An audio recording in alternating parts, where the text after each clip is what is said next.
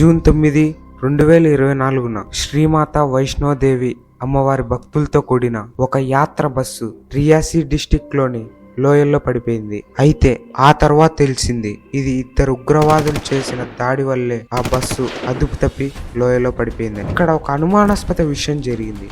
అదేంటంటే ఈ యాత్ర బస్సు వెనకాలే ఒక గుర్తు తెలియని జీప్ ఈ బస్సుని ఫాలో అవుతూ వెళ్ళింది. బహుశా ఆ బస్సులో ఉండే వాళ్ళు ఊహించుండరు కాసేపట్లో భయంకరమైన దాడి జరగబోతుందని. ఈ దాడిలో మొత్తం 9 మంది చనిపోయారు, ఇంకా 41 మంది ఇంజూర్ అయ్యారు. ఈ విక్టిమ్స్ ఉత్తరప్రదేశ్ ఇంకా రాజస్థాన్ వాళ్ళని పోలీసులు చెప్పారు. ఎగ్జాక్ట్ గా ఈ ఇన్సిడెంట్ జరిగిన గంట తరువాత నరేంద్ర మోడీ గారు 3వసారి ప్రధానమంత్రిగా ప్రమాణ స్వీకారం చేస్తున్నారు.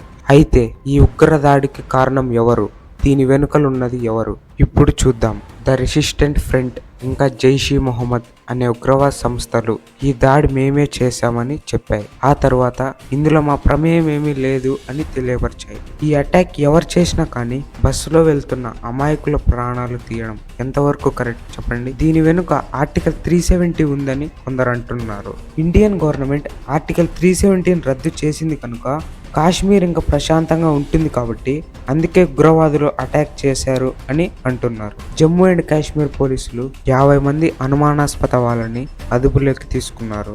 ఇంకా ఆ ఉగ్రవాదులకు సంబంధించిన ఒక స్కెచ్ ని రిలీజ్ చేశారు. 20 lakhs ప్రైజ్ మనీని కూడా అనౌన్స్ చేశారు. ఇండియాలో జరిగిన లాస్ట్ ఉగ్రవాద దాడి ఎప్పుడు జరిగిందో తెలుసా? 2017లో.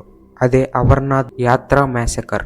అయితే ఇక్కడ ఒక ప్రశ్న మనందరికీ వచ్చే ఉంటుంది. అదేంటంటే జమ్మూలో ఎందుకు ఉగ్రవాద దాడులు పెరుగుతున్నాయి? దీనికి ఆన్సర్ జమ్మూ భూభాగం. జమ్మూ అనేది ఒక విశాలమైన టెరిటరీ. అందుకే పాకిస్తాన్ 1947 నుంచి కాశ్మీర్ని ఎలాగైనా సొంతం చేసుకోవాలని చూస్తుంది. అంతేకాదు ఇక్కడ ఉగ్రవాదులు అసలు ఫోన్సే వాడరు. ఓన్లీ అక్కడ ఉన్న లోకల్స్ ద్వారా ఇన్ఫర్మేషన్ ని తీసుకుంటారు. దీన్ని ఎదుర్కోవడానికి భద్రతా చర్యలు పెద్ద ఎత్తున పెంచబడ్డాయి. అది ఎలా అంటే చెక్ పోస్టులను ప్రతి చోట పెడుతున్నారు. అంతేకాకుండా మన ఇండియన్ ఆర్మీ అడవుల లోపలికి వెళ్లి పెట్రోలింగ్ చేస్తున్నారు. ఇంతకు ముందు ఎవరూ వెళ్ళని ప్రాంతాల్లో కూడా మన ఇండియన్ ఆర్మీ వెళ్లి పెట్రోలింగ్ చేస్తుంది. అంతేకాకుండా ప్రతి గ్రామాల్లో ఇన్ఫార్మర్లు ఏర్పాటు చేస్తున్నారు. ఇక్కడ ఒక ముఖ్యమైన విషయం ఉంది.